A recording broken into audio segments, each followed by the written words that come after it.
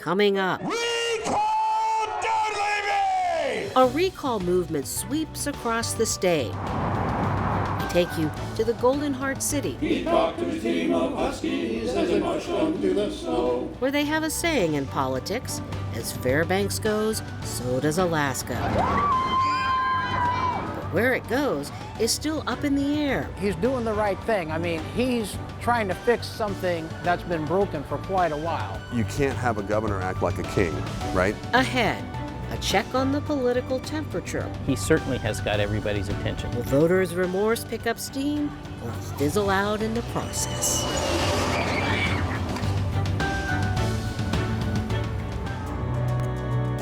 Alaska, where there are old triumphs, but also new frontiers, with challenges as great as the state itself, but a belief that the best is yet to come. Bringing you the faces, the places, and the spirit of the last frontier. This is Frontiers with Rhonda McBride. Welcome to Frontiers. At the 1 week mark of the petition drive to recall Governor Mike Dunleavy, organizers say they've collected more than 18,000 signatures. That puts them more than 2/3 of the way towards the first hurdle, 28,501 signatures, or 10% of voter turnout in the last election. If that first round clears the Division of Elections, the next step for the group, collect 71,252 signatures, or 25% of voter turnout in 2018. Now, once the group reaches phase 3, the date for a special election is set between 60 and 90 days afterwards. And if a primary or general election falls during that time frame, it'll be held on that date. Well, Fairbanks is one of the places to watch. Dave Dittman, a longtime Alaska pollster, used to say, as Fairbanks goes, so does Alaska. So we went there this week to get a pulse on the politics. You're a registered voter, sir? Yeah. Here at Pioneer Park, Hello there. a steady stream of petition signers, And as neat as you can. many who took time off from work just to get here. Coffee and tea and the Javelin and me.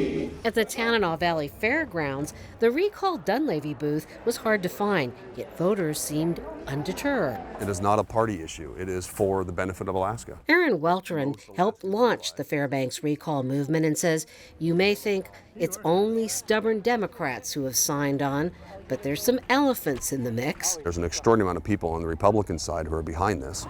So what draws people from different parties to join the movement? This display says that Fairbanks, likes its university. Its university is a huge part of this town. The governor's plan to take a polar bear-sized bite out of the Nanook's budget has turned political adversaries into allies. I think this movement represents probably a shift in Alaska of people realizing that we're not Republicans, we're not Democrats, we're Alaskans. One of those Alaskans is a man who can identify a plane by the way it sounds. Now, what plane is this? Oh, that's a caravan. Richard Ween is a Republican and says he's been around long enough to know the sound of trouble. I've never seen it in all my years, and I've been through World War II and the ups and downs, and I'm old enough that I can talk about that. And I've never been as concerned as I am right now. You voted for Governor Dunleavy. What were you hoping for? I didn't know, quite frankly. I didn't know the man.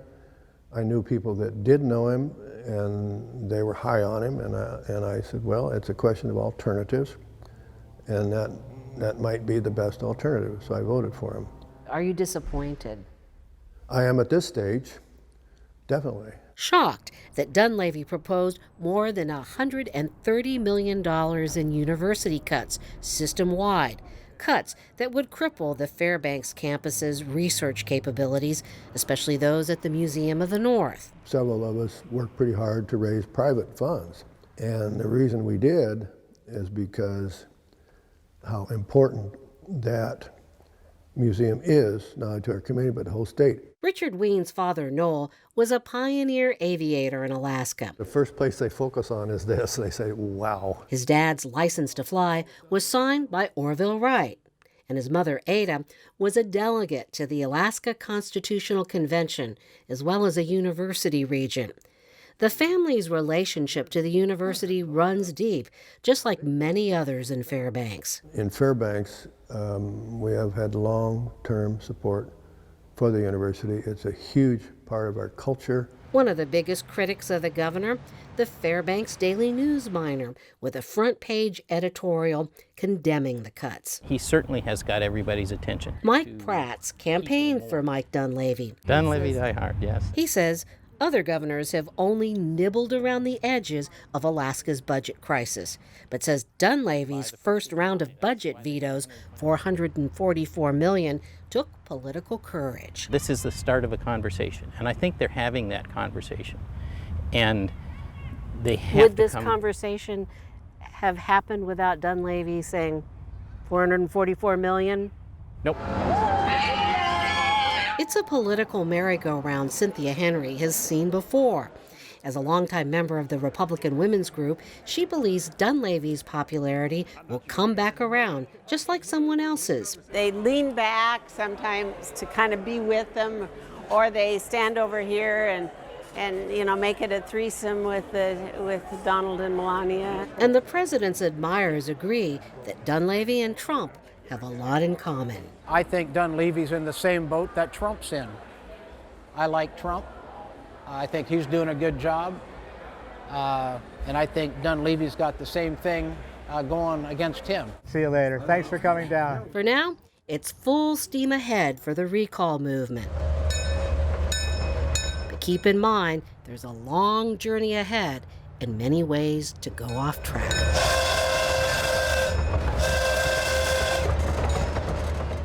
Up next, a look at one slice of the research pie on the Fairbanks campus. And we'll include some frozen samples of animal tissue up to 50,000 years old.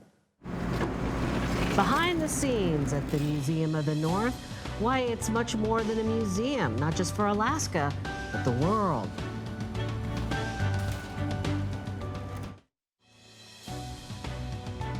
From auroras to agriculture to rockets and climate change, the University of Alaska Fairbanks is known for its research all over the world. And the Museum of the North is what many in Fairbanks consider one of the city's crown jewels. But the governor wants to cut all of its state funding, more than $1 million, a move many say would be a devastating loss, not just for Fairbanks, but our whole state.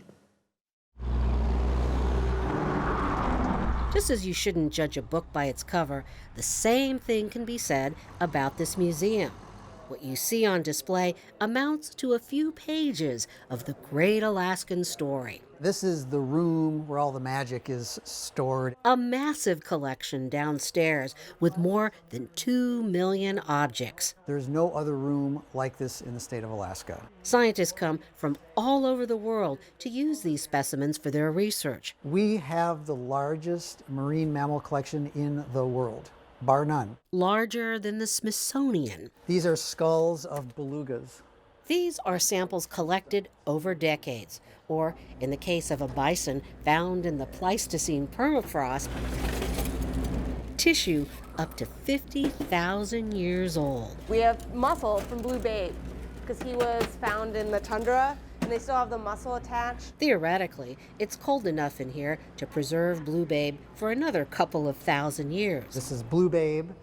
It is an extinct type of bison called a steppe bison. Babe was found in interior Alaska in 1979. And what you're looking at is basically a mummified 50,000-year-old bison.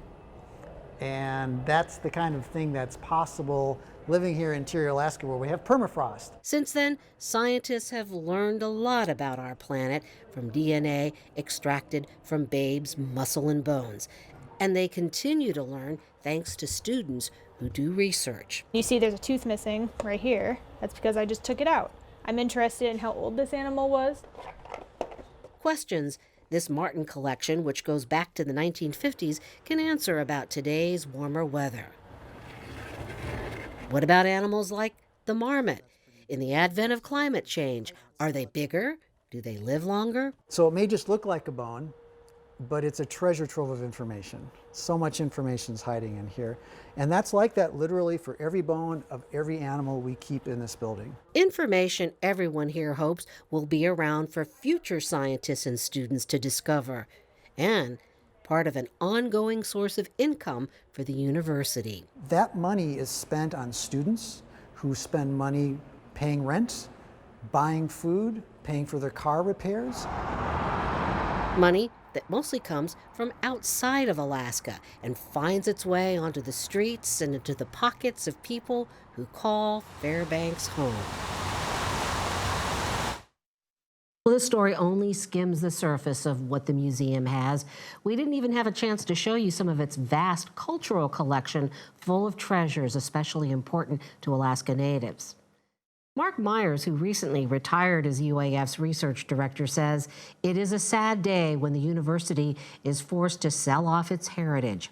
Yes, all budgets have fat to trim, he says, but no governor has ever been as reckless as Governor Dunleavy. And Myers is in a position to know how governors operate. He's worked for a lot of them, both Republicans and Democrats. In all those different administrations, have you ever seen anything like this in your time serving in state government? Nothing even close to this. Republican, Democrat, or independent, I have not seen anything like this. A tsunami that's coming at you, and you've seen the warning buoy say it's coming at you, that you better get, you better get off the coast. There's one person that basically, through his vetoes, has precipitated this tsunami, and there's one person that can prevent it from happening, and that's the governor. Do you think Fairbanks is a good bellwether of what the public's appetite is for a recall? Yeah, within a community like Fairbanks, for example, you have very different ideologies, but there's a fundamental love of the state, I think. And there's things that cross political ideology that are important. Things like education generally do cross that. The cuts are clearly, in their view, and certainly in my view, and the view of many others, not appropriate. Well, the governor has said that the state can no longer be all things to all people. Well, we've invited him on Frontiers to make his case and hope that we can sit down with him at some time in the future. He did say at a recent news conference that he doesn't think the recall movement has sufficient legal grounds to remove him.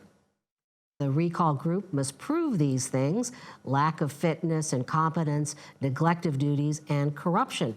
But the governor did say he respects the process. People have the right to voice their opinion. People have the right to try and access various constitutional avenues to address their concerns. And so this is all part of politics. This is all part of being an elected official. When we come back, Michael Carey and Tim Bradner will weigh in. They've written about Alaska politics for many, many years and why they've never seen anything like this in our state before.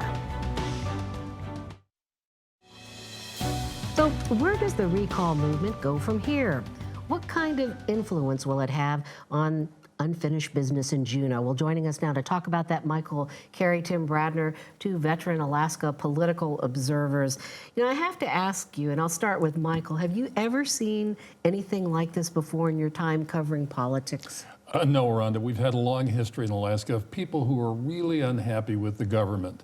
And there's a market for those people to go and express their ideas and write letters to the editor. They wrote hundreds of letters to me. But we had a recall briefly under Wally Hickel, and they spent months trying to gather signatures to recall Hickel. But this is one of a kind. I think that's the only way to look at it. Tim. I think what is striking about this is how the fact that it all happens at once. I mean, the governor seems to have, he's got a 4-year plan, but he's trying to do it all in 1 year. And I think that's what's made this very unusual. It's just that it's so overwhelming. It is, Mark Myers used the term tsunami, and I think that's a good example of it. Do you think that when Mark Myers is worried, we should be worried? I mean, how credible is he? Well, Mark was a research vice president at UAF, but he was also, he's got an esteemed background because he was the national director of the U.S. Geological Survey. For many years, he was commissioner of natural resources. For many years, he was the state director of the Division of Oil and Gas. Long-term history, a lot of experience, respect from all sides of the political spectrum. So when Mark speaks, I think people listen. Well, I have to ask you, Michael, because you are from Fairbanks, it's where you grew up. What do you think about that adage, as Fairbanks goes, so does Alaska? I mean, is it a good bellwether? Well, I'm not sure. It's probably imperfect. The Dunleavy, anti-Dunleavy movement is all over Alaska. And the remarkable thing, two remarkable things about the anti-Dunleavy movement, the recall, are first, never have so many been made so angry so fast, so rapidly. This is very unusual, the widespread nature of this. And when you see a video of people at the fair or at Alaska Land in the Fairbanks signing the recall, and they come from all walks of life, to use the proverb, and it's sort of taken on a carnival atmosphere. Hey, let's go down and sign the petition. It's all going to be great fun. Well, I have to show you this. You know, this is the front page editorial of the Fairbanks Daily News Monitor. That's pretty unusual to have an editorial on the front page. I mean, as a Fairbanksian. It'd be unusual for any newspaper. It's probably happened rarely in the history of the News Monitor. I suppose when the statehood vote came in 1959, 58 rather, that whether we'd support statehood, they would have done a front page editorial. There probably haven't been too many since then. It's a way of saying, the newspaper telling the community, we really mean it. Well, I want to take a look at some of Fairbanks's voting districts, because it's an interesting mix here. I mean, you have some that are very conservative. You have some that maybe have a Democratic senator, a Republican House member. I mean, look at that. We've got red, blue, and a couple of purples. It is a mixed bag. I think it's also true that turnout in some of the Democratic districts in particular usually is higher than in some of the Republican districts.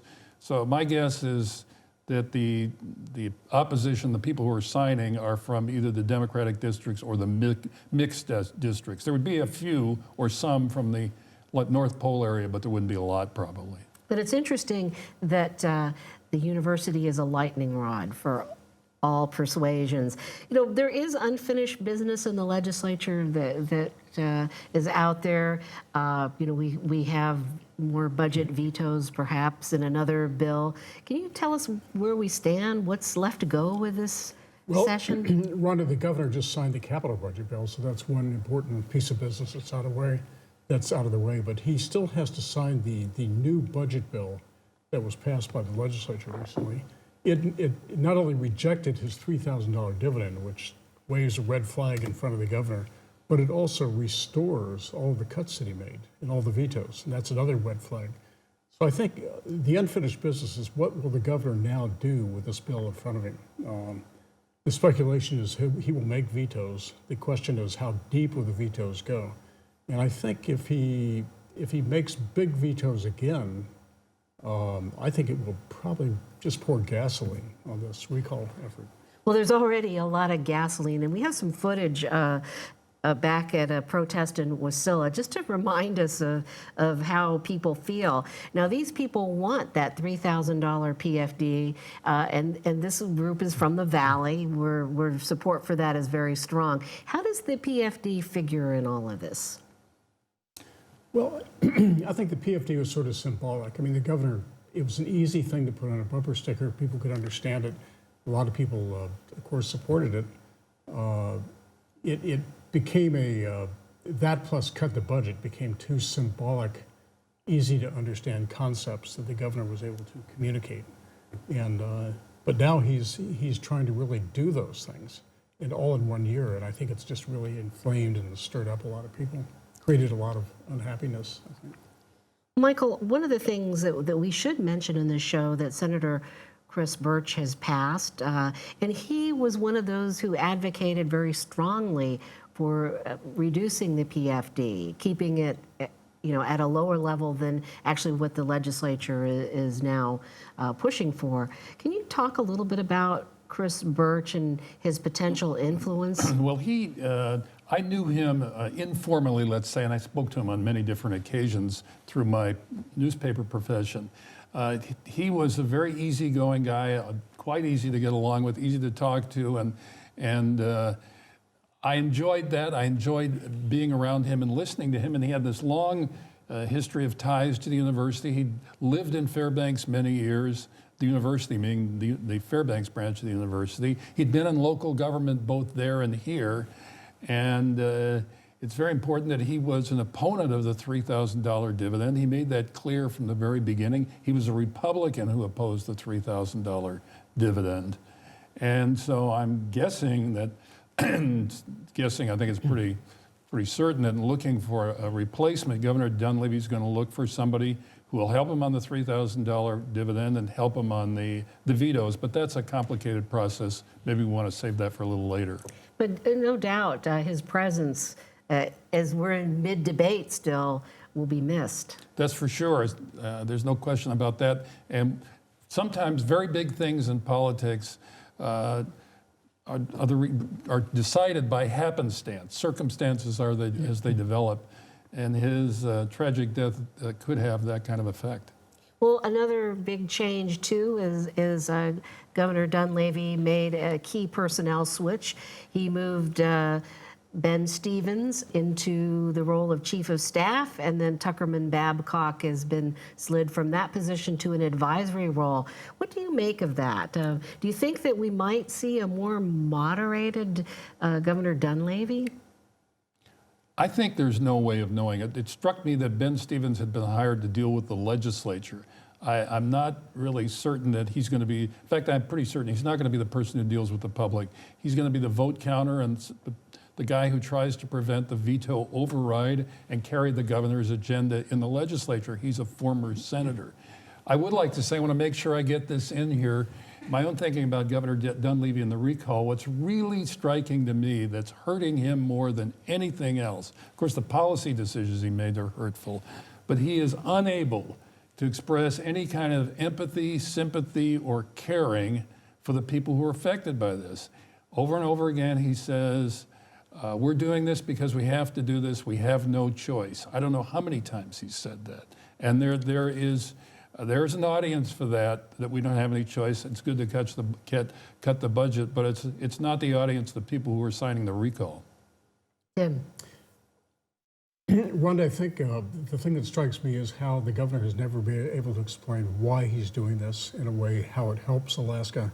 He and his budget director, Donna Arduin, have said this is going to be good for us because cutting the budget drastically is going to help the economy, but they've never been able to really explain that. And I think one thing a governor has to do is to sort of lead people, to make people feel a little bit good about where all this is going. And he hasn't done that. Instead, people feel depressed. Well, I guess on that note, the show goes on, right? There's more to follow. Well, I want to thank both of you for being here. And for more analysis, we'll continue this conversation with Michael Carey and Tim Bradner on the web. You can go to the Frontier section of KTVA.com for that. And we leave you now with singing from a barbershop chorus that sang at the Tanana Valley State Fair, Great Land Sounds. Thanks for joining us. We'll see you next week. Way up north to Alaska, way up north to Alaska, north to Alaska, go north, the rush is on. Big Sam left Seattle in the year of '92 with George Pratt, his partner, and brother Billy too. They crossed the Yukon River and found the Bonanza Gold. Below that old white mountain, just a little southeast of Nome, Sam crossed the majestic mountain to the valley far below. He talked to his team of huskies as they marched on through the snow, where the northern lights are running wild in the land of the midnight sun. Yes, Sam McCord was a mighty man in the year of '91, when the river is winding, big nuggets they're fine.